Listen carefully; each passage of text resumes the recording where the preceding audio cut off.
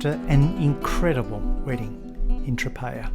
We've packed our bags and we're off again for the next stage of our adventure. Over the next few weeks, we will be travelling through the southern regions of Spain. Our first stop is Seville. And being the middle of summer, we know it's going to be pretty hot as we wander and explore all the incredible sights that this beautiful city has to offer.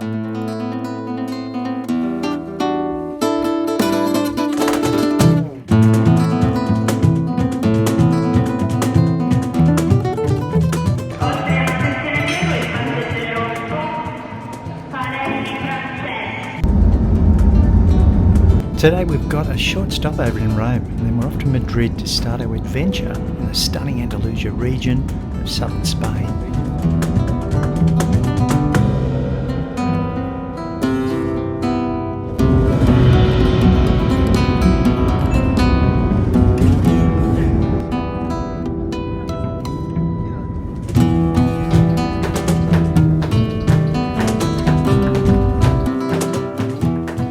We weren't keen to hire a car and drive on the wrong side of the road for a couple of weeks, so we've decided to train it.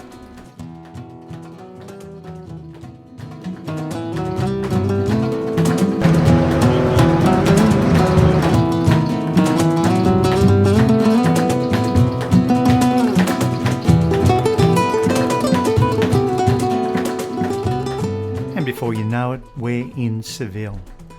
Man, it is so I mean, really hot.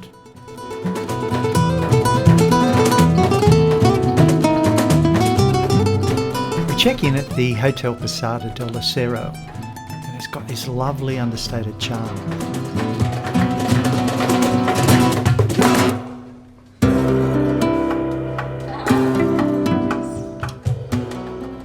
It doesn't look like anything special from the outside, but as soon as you walk through the front door, it's like this little sanctuary. Cool white walls, soft arches and a quiet courtyard that feels like it hasn't changed in centuries. We were chatting to the hotel staff and they told us that the building is from the 1500s and it used to be used as an inn for merchants and travellers.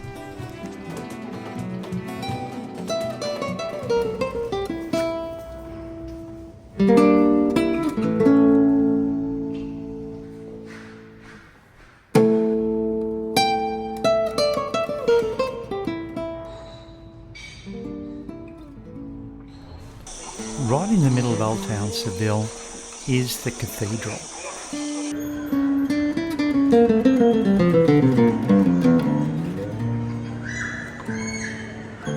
Just standing in front of this massive building is so hard to take in the scale of it all.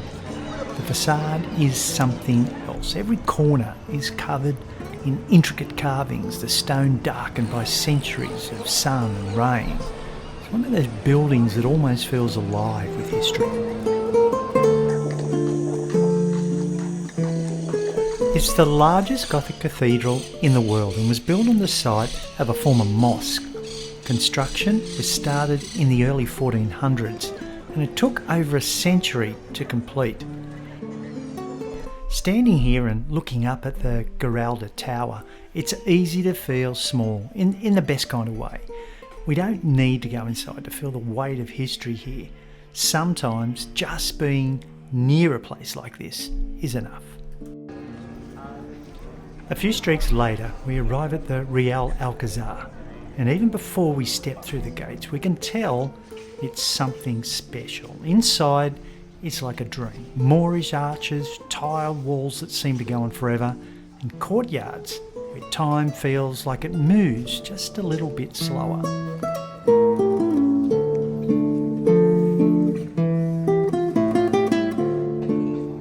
The palace dates back to the 10th century and was originally a Muslim fortress.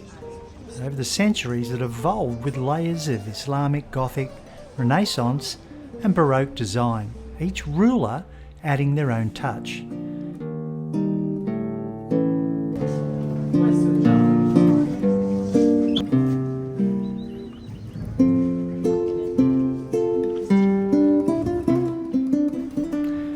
Today, it's still the official residence for the royal family when they're visiting Seville.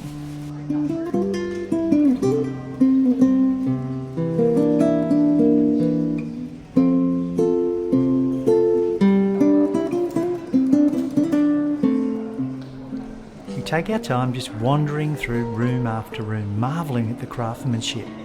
And then we step out into the gardens, lush, green and full of quiet little corners.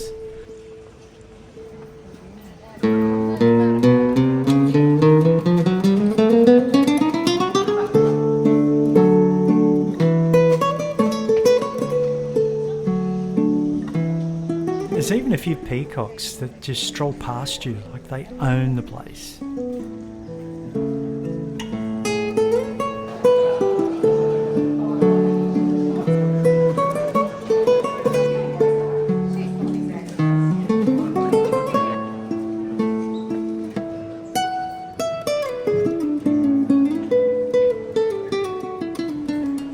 One of our favourite spots is underground, a cool, dimly lit room with a long reflection pool.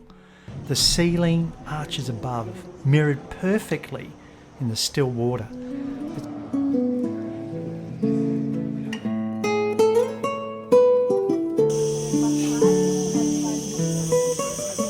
And yes, it's still really hot, the kind of heat that just wraps around you and doesn't let go. But somehow, in this palace and its gardens, it just doesn't matter. We're completely caught up in it all.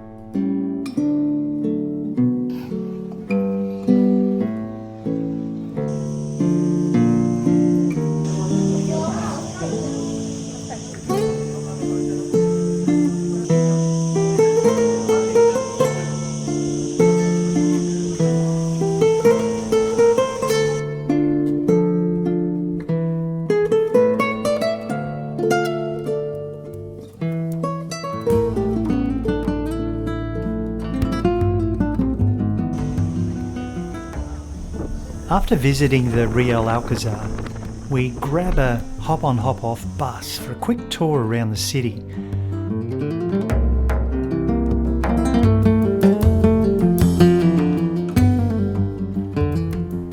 These buses are a great way to get your bearings of the city.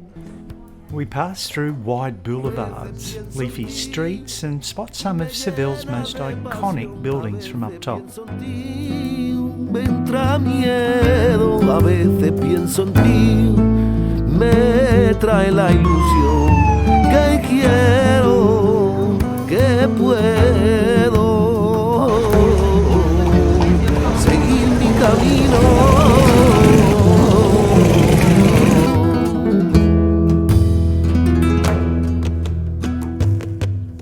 The bus eventually drops us just near Plaza de España.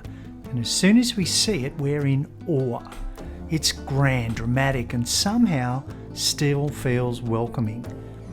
Built for the Ibero-American Exposition in 1929, the plaza is a sweeping semicircle of brick buildings with towers at each end.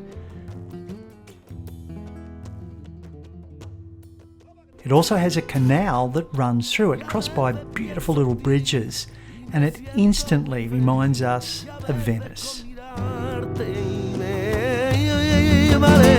Dicen que el miedo y el amor son los dueños del sentimiento. Si eso es verdad, por ti me muero, muero contigo, contigo muero.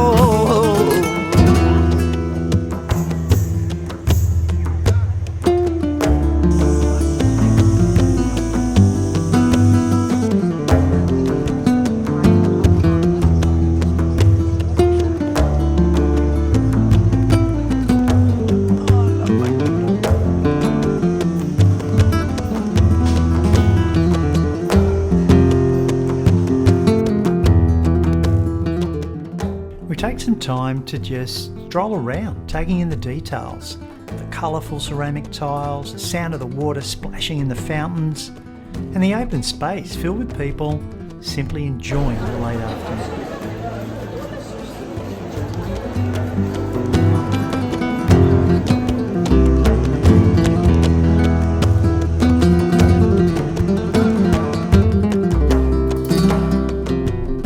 feels like one of those special moments that we'll definitely talk about later. You know, the perfect blend of atmosphere, design, of travel and togetherness. Magical moment.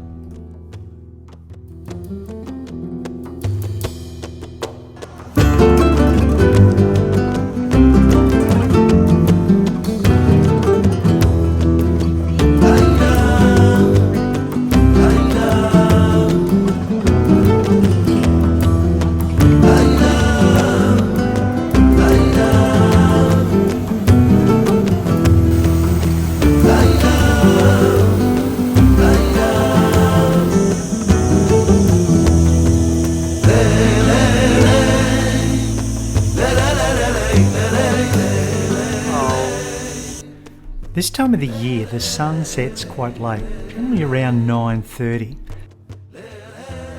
So this gives us plenty of time to wander the streets near our hotel. It's a kind of evening where the city feels relaxed, the lights soft and golden. We passed under the Setas, also known as the Metropol Parasol. It's a giant mushroom-shaped structure that's made from wood that stretches over the square. It's quite a popular hangout spot for locals, especially at sunset or at this time of the evening. People gather here to cool off, grab a drink and listen to live music from some incredibly talented street performers.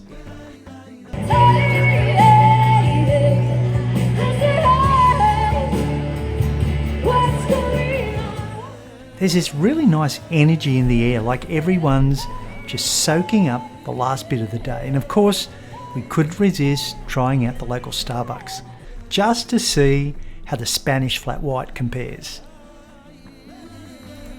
There's something quite special about how Seville now feels for both of us. Seville gave us exactly what we needed. Time to slow down, time to connect, and time to simply be. We didn't rush, we didn't overplan, we just let the city unfold around us. And now Seville is part of our story.